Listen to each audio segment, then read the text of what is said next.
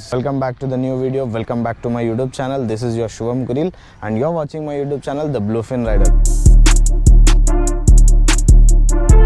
So ee roju manamu mana Max Duke 250 di 10,000 kilometers the మొత్తం review చేయబోతున్నాము. ఈ 10,000 kilometers నాది ఈ బైక్ తో జర్నీ ఎలా ఉంది అనేది మొత్తం మీకు ఈ వీడియోలో అయితే చెప్తాను నేను. ఫస్ట్ ఆఫ్ ఆల్ నేను నా బైక్ గురించి చెప్తాను. దిస్ ఇస్ డ్యూక్ 250 Gen 3 అనమాట.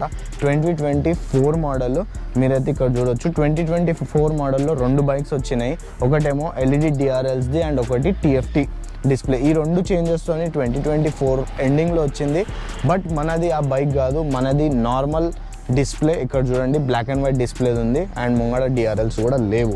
సో నువ్వు ఈ బైక్ ఎప్పుడు కొన్నా అంటే మే 2024లో కొన్నా, 5th monthలో కొన్నా. సో అప్పుడు నేను కొన్నప్పుడు ఈ బైక్ ప్రైస్ వచ్చేసి 2,77,000 ఉండే. సో ఈఎంఐ చేపించేసి నాకు ఆల్మోస్ట్ 3,49,000 పడ్డది అనమాట.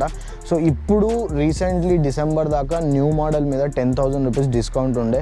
అదొక మంచి డీల్ ఉండే యాక్చువల్లీ. మీరందరూ ఆ టైంలో బైక్ కొంటే మాత్రం 250cc సెగ్మెంట్లో ఇంత మంచి పవర్, ఇంత మంచి ప్రైస్లో టీఎం వాళ్ళు అయితే ప్రొవైడ్ చేసినారు. అంటే ఆల్మోస్ట్ -20,000 డిస్కౌంట్లో అమ్మినారు ఈ బైక్. అంటే నేను 2,77,000లో కొన్నా అంటే మీకు డిసెంబర్లో ఇది వచ్చేసి 2,57,000లో వస్తుందన్నమాట. 50cc బైక్ ఉండడం వల్ల ఈ బైక్ అయితే మీకు ఓవరాల్ BHP చూసుకుంటే 30.47 BHP పవర్ ఇస్తుంది అండ్ 27 Nm ఆఫ్ టార్క్ ఇస్తుంది. 249cc ఉండడం వల్ల 30.47 BHP. ఇట్ ఈస్ వెరీ చాలా అంటే చాలా పవర్ అనమాట. యాక్చువల్ సిటీలో కమ్యూట్ చేయడానికి అండ్ హైవేలో క్రూజ్ చేయడానికి చాలా మంచి పవర్ ఇస్తుంది మీకు. సో ఇప్పుడు చాలా మందికి డౌట్ ఏంటంటే 249cc బైక్ దీనికి మైలేజ్ ఎంత ఇస్తుంది అనేది. సో మైలేజ్ అనేది మనం తర్వాత మాట్లాడదాం. ఫస్ట్ ఓవరాల్ మనం బైక్ చూద్దాము. సో ఈ బైక్ హెడ్లైట్ చూడండి, LED హెడ్లైట్స్ ఉన్నాయి. బట్ నేను అంటాను LED హెడ్లైట్స్ నేను 10,000 kilometers రైడ్ చేసినా కదా, ఈ LED హెడ్లైట్స్ మీకు ఎక్కడ వర్క్ ఇవ్వదు, సాత్ ఇవ్వదు. ఎందుకంటే దీని విజిబిలిటీ ఎంత లో ఉంది తెలుసా. సిటీలో మాత్రం స్ట్రీట్ లైట్స్ ఉంటాయి కాబట్టి మీరు మేనేజ్ చేసుకోగలుగుతారు. బట్ ఒక్కసారి మీరు హైవే వెళ్తే ఈ లైట్స్ మీకు ఏమీ పనిచేయవు. సో దానికోసం నేనేం చేసిన అంటే ఇక్కడ 2 ఫాగ్ లైట్స్ అండ్ ఇక్కడ బంపర్ మీద 2 ఫాగ్ లైట్స్, టోటల్ 4 లైట్స్ పెట్టి మేనేజ్ చేస్తున్నాను నేనైతే. బికాజ్ నేను హైవే రైడ్స్ ఎక్కువ కొడతా కాబట్టి లైట్స్ అయితే పెట్టడం కంపల్సరీ. లైట్ అయితే మనకు సపోర్ట్ చేయదు అనమాట. ఈ 390 ఏంది, 250 ఏంది, పాత 250 Gen 2 వస్తుండే కదా, దాని హెడ్లైట్ అన్న కొంచెం మంచిగా ఉండే. బట్ ఇదైతే అంత మీకు అస్సలు సపోర్ట్ చేయదు. అండ్ వన్ థింగ్, దీనికి LED ఇండికేటర్స్ వస్తాయి ఫ్రంట్ అండ్ రేర్ కూడా. బట్ నాకు టెయిల్ సెక్షన్లో టెయిల్ లైట్ ఉంది కదా, అది చాలా మంచిగా కనిపిస్తుంది. మీరు ఒకసారి చూడండి టెయిల్ సెక్షన్. పవర్ అయిపోయింది, హెడ్లైట్ అయిపోయింది. హెడ్లైట్ తర్వాత ఇప్పుడు నేను చెప్తాను దీని gear box. 6-speed transmission gear box వస్తుంది, విచ్ ఈజ్ వెరీ స్మూత్. నేను చెప్తున్నా సిటీలో మీరు మొత్తం 6 gears వేసి అయితే నడిపారు బైక్. అంటే ఈ బైక్ది గేర్ రేషియో చాలా షార్ట్ ఉంటుంది అనమాట. సో షార్ట్ ఉండడం వల్ల మీరు సిటీలో ఏంటంటే suppose you're riding in 2nd gear, మళ్ళీ అది మీకు 3rd gearలో పుష్ చేస్తుంది అనమాట. అంటే మీకు అనిపిస్తుంది ఇంకో గేర్ అడుగుతుందని. బట్ అగైన్ మీరు 3rd gear వేస్తే మళ్ళీ ఓవర్ గేర్ అనిపించి మళ్ళీ మీరు డౌన్ చేస్తారు. సో అప్ డౌన్ గేర్స్ అయితే చాలా షార్ట్ రేషియో ఉండడం వల్ల ఇది ఒక్క డిఫికల్టీ ఏంది మీరు యూస్ టు అయిపోతే మీకు ఏం అనిపించదు. బట్ కొత్త వాళ్ళు ఏమన్నా ఉంటే ఒక్కొక్క గేర్ దింపాలి, ఒక్కొక్క గేర్ వేయాలి, అదొక ప్రాబ్లమాటిక్ ఉండొచ్చు. బికాజ్ అదర్ బైక్స్ నేను పల్సర్స్ అవన్నీ చూస్తాను, ఒక గేర్ వేసినప్పుడు ఆ గేర్లో స్మూత్ నడుస్తుంది. బట్ ఈ బండి ఏంటంటే మీకు ఒక్కొక్క గేర్ డౌన్ చేయమంటుంది, గేర్ అప్ చేయమంటుంది. మరి ఇట్లా సిటీలో మాత్రం 6 gears అయితే యూజ్ చేయరు. వన్స్ మీరు ఒక్కసారి హైవే ఎక్కింది అనుకోండి, ఇక హైవే ఎక్కితే మీకు గేర్స్లో అంత ప్రాబ్లం ఏమి అనిపించదు. సో ఇప్పుడు 6-speed గేర్ బాక్స్ ఉన్నప్పుడు మీరు హైవే ఎక్కితే ఈజీగా 130-140 క్రూజ్ చేస్తారా. ఆ క్రూజింగ్ టైంలో మనకు కావాల్సింది మంచి బ్రేక్స్. సో దీని బ్రేక్స్ అయితే చూడొచ్చు మీరు Gen 2కి కంపేర్ చేస్తే. ఇక్కడ మనకు వీళ్ళు హబ్లెస్ డిస్క్ ఇచ్చినారనమాట. సో ఈ హబ్లెస్ డిస్క్ ఇవ్వడం వల్ల బ్రేకింగ్ అయితే చాలా ఇంప్రూవ్ అయింది, front and as well as rare. But నేను ఇప్పుడు ఈ హబ్లెస్ డిస్క్ వల్ల ఫేస్ చేసిన ప్రాబ్లం ఏందో చెప్తా మీకు. చేసిన ప్రాబ్లం ఏంటంటే ముంగడ ఫ్రంట్ డిస్క్ ప్యాడ్స్ ఉంటాయి కదా, అవి ఇన్ ఎవ్రీ 3 months నా బ్రేక్ ప్యాడ్స్ అరిగిపోతున్నాయి. నా బైక్ వచ్చేసి మొత్తం 13,267 kilometers తిరిగింది. బట్ ఈ 13,000 kilometersలో ఆల్మోస్ట్ ఒక 5 బ్రేక్ ప్యాడ్స్ తిన్నది ఇది, 5 sets of brake pads only front. Back side అంత ప్రాబ్లమాటిక్ లేదు, బ్యాక్ సైడ్ నేను 2 times చేంజ్ చేయించిన, బట్ ఫ్రంట్ అయితే ఆల్మోస్ట్ ఒక 5 times చేంజ్ చేయించేసిన. ఈ ప్రాబ్లం నాకే ఉందా అని అనుకున్నా నేను, ఎందుకంటే నేను మోస్ట్లీ ఫ్రంట్ బ్రేక్ యూజ్ చేస్తా. బట్ నేను 2-3 వీడియోస్ చూసిన, వాళ్ళ ప్రాబ్లం కూడా సేమ్. బ్రేక్ ప్యాడ్స్ అనేది చాలా తొందరగా అరిగిపోతాయి దీనివి. నా లక్ ఏంటంటే బ్రేక్ ప్యాడ్స్ ఫ్రంట్వి అంత కాస్ట్లీ లేవు. సో 5 times చేంజ్ చేయించేసిన అంత ఒక 300 to 350 రూపీస్లో మీకు బ్రేక్ ప్యాడ్స్ వచ్చేస్తుంది. సో అదైతే ప్రాబ్లం కాదు. బట్ ఊకే ఇట్లా బ్రేక్ ప్యాడ్స్ పోవడం అది చాలా పెద్ద ఇష్యూ. ఎందుకంటే మీరు ఒకటేసారి లాంగ్ ట్రిప్ కొట్టినారనుకోండి, స్పేర్లో మీ పాకెట్లో బ్రేక్ ప్యాడ్స్ పెట్టుకోవాలి మీరు, అదొక పెద్ద ప్రాబ్లం. ప్యాడ్స్ ఇది ఒక ఇష్యూ ఉంది. అండ్ మించు దీని స్టెబిలిటీ పర్ఫార్మెన్స్ అయితే ఇంకా తగ్గేదే లేదు. మీ స్టెబిలిటీ అండ్ పర్ఫార్మెన్స్ అంటే నా పాత వీడియోస్ ఇక్కడ ఐ బటన్లో ఇస్తాను, అక్కడ చెక్ చేయండి. చాలా నేను చెప్తున్నా, ఈ బైక్ మీద almost non stop 700 kilometers 800 kilometers కూడా కొట్టిన ఏమి ప్రాబ్లం లేకుండా ఉంటుంది బండి. బ్రేక్స్ దగ్గర అదొక్కటే మైనస్ పాయింట్ దీనిది. ఇంకోటి జెన్3 వచ్చేసి మనకు చాలా సీట్ హైట్ వచ్చేసి చాలా లో ఉంది వేరే బైక్స్కి కంపేర్ చేస్తే. సో నేను 5.3 ఉంటా, నా కాళ్ళు ఈజీగా కింద అందుతాయి. బట్ దీనిది జో కంఫర్టబుల్ అంటారు కదా, బండి కంఫర్టబుల్ ఉండాలి ఎంతైనా. మీరు ఎంత లాంగ్ కొట్టినా బండి actually sitting posture and comfortable చాలా ఉండాలి అనుకుంటాం మనము. ఇప్పుడు ఇంత 2,77,000 పెట్టినప్పుడు మీరు కంటిన్యూ 500 kilometers నడిపించలేకపోతే ఏందిగా. ఫస్ట్ నాకు షోరూమ్ నుంచి వచ్చిన సీట్స్ మాత్రం ఇంకా చాలా లో ఉండే. నేనేం చేసిన అంటే దీంట్లో మాడిఫికేషన్ చేయించిన, దీంట్లో కుషన్ స్పంజ్ చేయించిన. రామ్కోట్ వెళ్ళి నా పాత వీడియో ఐ బటన్లో మళ్ళీ ఇస్తాను, చెక్ చేయండి. సో దాని తర్వాత ఇప్పుడు ఈ సీట్స్ చూడండి, it's like a sofa. First మాత్రం చాలా హార్డ్ ఉండే దీని సీట్స్. పిలియన్ అయితే ఒక 50 kilometers కూర్చొని కూడా నేను దిగుతా, నా కాలు మొత్తం నొప్పిలేస్తున్నాయి అని అంటుండే. పిలియన్ సీటు ప్లస్ ముంగడ రైడర్ సీటు రెండు కూడా నేను మోడ్ చేయించిన అనమాట. ఇప్పుడు కొంచెం కంఫర్టబుల్ ఉంది. బట్ షోరూమ్ నుంచి వచ్చినప్పుడు అయితే చాలా హార్డ్ అనిపించినాయి నాకు సీట్స్. బండి సర్వీసింగ్ అంటారా, షోరూమ్ వాళ్ళైతే ఎవ్రీ 5,000-7,000 kilometersకి రికమెండ్ చేస్తున్నారు. బట్ నేను నావి 13,000 kilometers అయిపోయినాయి. సో 3 ఫ్రీ సర్వీసెస్ ఇచ్చారు నాకు, ఆ 3 సర్వీసెస్ కూడా యూజ్ చేసుకున్నాను. యాక్చువల్లీ షోరూమ్ వాళ్ళు చెప్పిన తగ్గట్టు అయితే 16,000 kilometers తర్వాత థర్డ్ సర్వీస్ ఇవ్వాలి. బట్ నేను 10,000కి థర్డ్ సర్వీస్ ఇచ్చేసిన. అది ఎందుకో చెప్తాను. మీరు బండి సర్వీస్ చేయించిన 3,000 kilometers దాటుతారా, మీకు బండి పర్ఫార్మెన్స్ వీక్ అనిపిస్తుంది, అంటే పికప్ అనిపించదు, బండి చాలా రఫ్ అనిపిస్తుంది. సో మీకు మీరే అరే బండి సర్వీసింగ్ ఇవ్వాలి రాబాయ్ అని 3,000 kilometers తర్వాతనే అనిపిస్తుంది. ఇంకా మీరు 3,000 kilometers స్కిప్ చేసినారు అనుకోండి, 4,000 to 5,000 kilometers తర్వాత మీకు ఇంకా ఇంజన్ నుంచి ఆయిల్ గాలే స్మెల్ వస్తుంది అనమాట. సో నాకైతే అది అస్సలు నచ్చదు.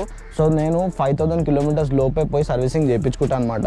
సో ఇప్పటి వరకు మే నుంచి ఇప్పటి వరకు నాకు సర్వీసింగ్ కాస్ట్, బ్రేక్ ప్యాడ్స్ ఇవన్నీ కలిపితే ఒక 5,800 రూపీస్ ఖర్చు వచ్చింది. నా దగ్గర మొత్తం KTMది సర్వీస్ హిస్టరీ కూడా ఉంది. ఫస్ట్ రీసెంట్లీ సర్వీస్ చేపిస్తే 2,468 రూపీస్, 1,858 రూపీస్, 651, 977. సో ఈ 977 ఏంటంటే నా ఫస్ట్ సర్వీస్ కాస్ట్ అనమాట. అందులో వీళ్ళు ప్రోలూబ్ ఆయిల్ అనేది యూజ్ చేసినారు. దాని తర్వాత సెకండ్ సర్వీస్లో నాకు ప్రోలూబ్ ఆయిల్ వద్దు, మోటుల్ 7100 కావాలంటే అప్పుడు రిక్వెస్ట్ చేస్తే వాళ్ళు మోటుల్ వేశారు. బట్ మీరు షోరూంలో డైరెక్ట్లీ సర్వీస్ ఇస్తే వాళ్ళైతే ప్రోలూబ్ ఆయిల్ వేస్తున్నారు. ఆయిల్లో తప్పేం లేదు, ఆయిల్ ఈజ్ సేమ్ ఆయిల్. ఇది మోటుల్ కూడా సేమ్, ప్రోలూబ్ కూడా సేమ్. కాకపోతే ప్రోలూబ్ వచ్చేసి HP వాళ్ళ తరఫు నుంచి, and Motul is an international brand, మీకు తెలుసు. 13,000 kilometersలో ఇప్పటిదాకా వచ్చిన ఖర్చు అయితే ఇదే. బట్ ఇప్పుడు ఖర్చులు వస్తున్నాయి. ఎట్లా వస్తున్నాయి అంటే ఇక్కడ చైన్ స్ప్రాకెట్ పోతుంది నాది. 13,000 kilometers తిరిగింది.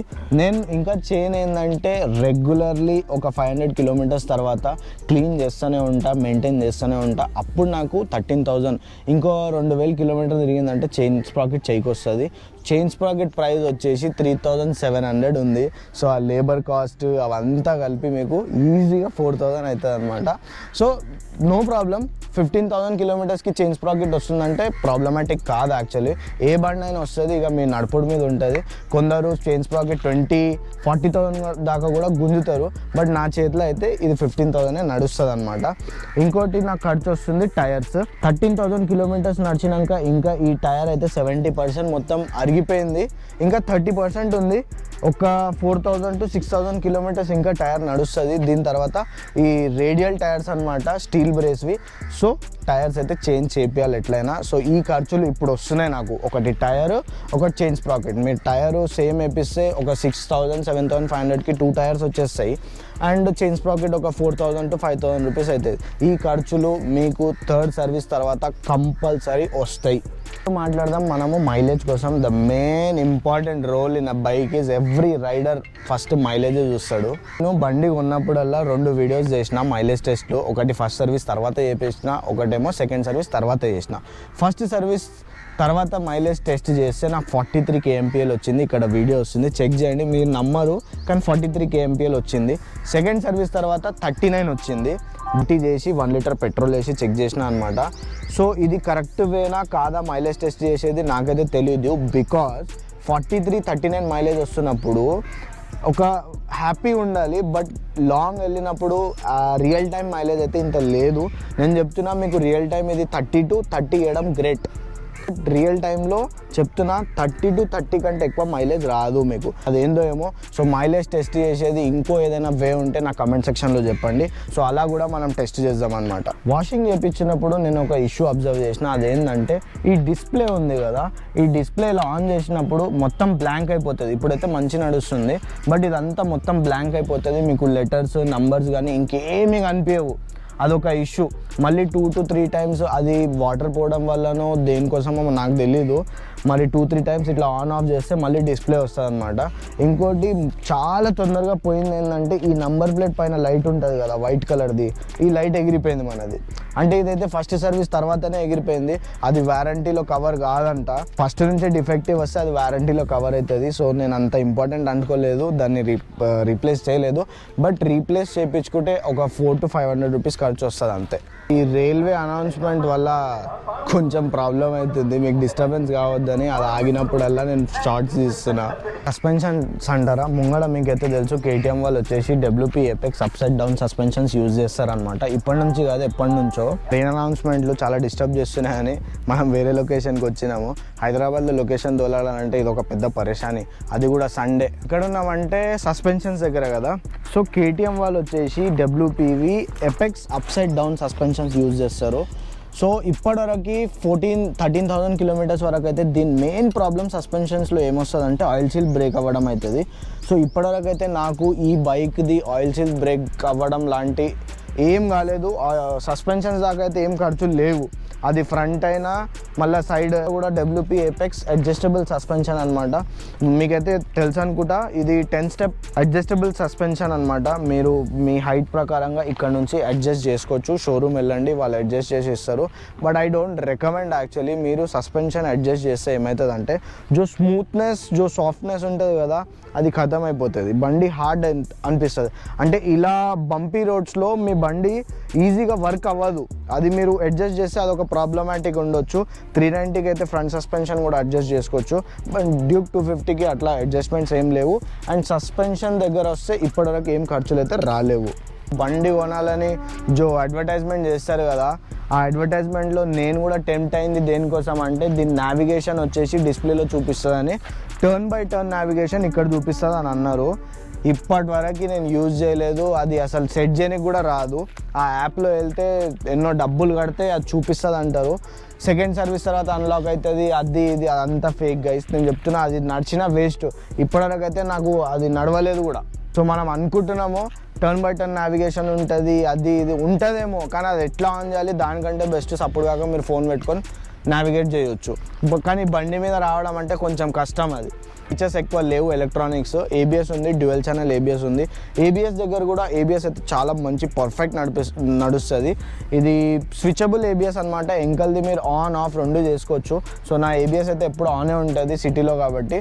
సో ABS తగ్గట్టు అయితే ఇప్పటివరకు ఏమీ ప్రాబ్లం రాలేదు బండికి. అదొక ప్లస్ పాయింట్ బండిది. చైన్ దగ్గర అంటారా, మీరు ఈ బండి ఎంత గలీజ్గా ఉంది చూస్తున్నారా, ఇదంతా రీజన్ ఏంది తెలుసా? ఇవ్వండి, ఇదంతా ఆయిల్ ఉంది.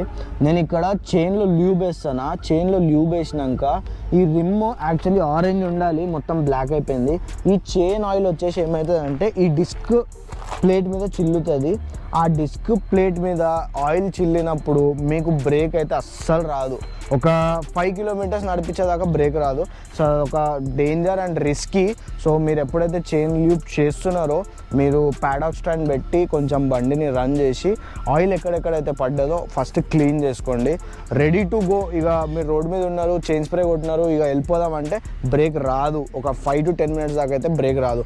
ఆ మొత్తం ఆయిల్ ఎండిపోయాక అప్పుడు బ్రేక్ వస్తుంది. కేటీఎం కాబట్టి హీటింగ్ ఇష్యూ అయితే ఉంటుంది, బట్ లిక్విడ్ కూల్డ్ ఇంజన్ కాబట్టి దీన్ని రేడియేటర్ ఫ్యాన్ ఉంటుంది కదా, అది మొత్తం మేనేజ్ చేసుకుంటుంది. మీకు సిటీలోనే ఆన్ అవుతుంది, హైవేస్లో మాత్రం ఫ్యాన్ ఆన్ కూడా అవ్వదు. హీటింగ్ విషయంలో స్టార్టింగ్ ఉన్నప్పుడు కొంచెం హీటింగ్ అనిపించింది, దాని తర్వాత హీటింగ్ ఇష్యూ అయితే మేజర్గా హీటింగ్ ఇష్యూ పర్టికులర్గా నేనైతే ఏం అబ్జర్వ్ చేయలేదు. అండ్ మిగతావన్నీ స్విచ్చెస్ అయితే చాలా మంచి క్వాలిటీ స్విచ్చెస్ ఇచ్చినారు. స్విచ్చెస్ దగ్గర ఏం ప్రాబ్లం ఉండదు. మీకు హారన్ కానీ, ఇండికేటర్ కానీ, నావిగేషన్ బటన్స్ కానీ ఇక్కడ ఏం ప్రాబ్లం ఉండదు. అండ్ బ్లూటూత్ కనెక్టివిటీ ఉంది. బ్లూటూత్ కనెక్టివిటీ దగ్గర కూడా ప్రాబ్లం ఏం అవ్వదు. మీరు బ్లూటూత్తో మీ మొబైల్ కనెక్ట్ చేసుకోండి, మీకు మొబైల్లో కాల్ వస్తుంది, డిస్ప్లేలో చూపిస్తుంది. అండ్ హెడ్ ఫోన్స్ కూడా బండితో కనెక్ట్ చేసుకోవచ్చు మీరు. ఫైనల్గా ఓవరాల్ ఎక్స్పీరియన్స్ నా బండితోని ఇప్పటి వరకు ఎలా ఉంది అంటే నేనైతే ఓకే అంటాను. మరీ అంత కాదు, మరీ హ్యాపీ కాదు, మరీ డిసప్పాయింట్మెంట్ అనేది కూడా లేదు. ఏంటంటే మనం మిడిల్ క్లాస్ వాళ్ళకి ఇంత పెద్ద ఖర్చులు అంటే అదొక్కటి చూసుకొని నడవాలి మనము.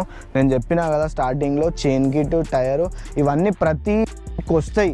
బట్ కేటీఎం వచ్చేసి కొంచెం హై ప్రైజెస్ ఉంటాయి దీని పార్ట్స్.